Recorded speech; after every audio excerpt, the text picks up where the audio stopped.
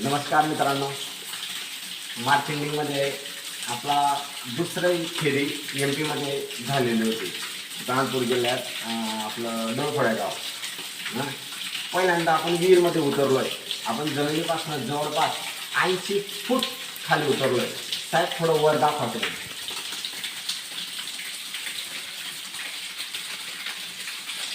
हां, आणि पाण्याची झीर कशी ते पण दाखवा. एक हा, दुसरा हा,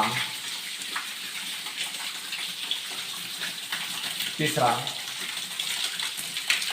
आणि तो तिकडे चौथा.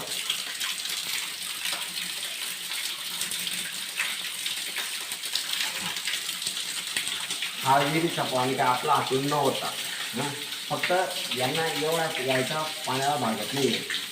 80 फूट म्हणजे सर्वात हायस्ट झालं या एरियामधलं, एम पीच्या एरियामधलं. तर आडमोडसाठी आपल्याला त्यांनी बोलवलं होतं.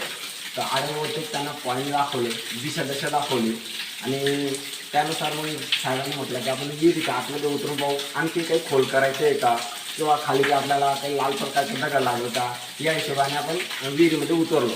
हां, तर आडेबोरची दिशा काय मी त्याला सांगितलं आहे.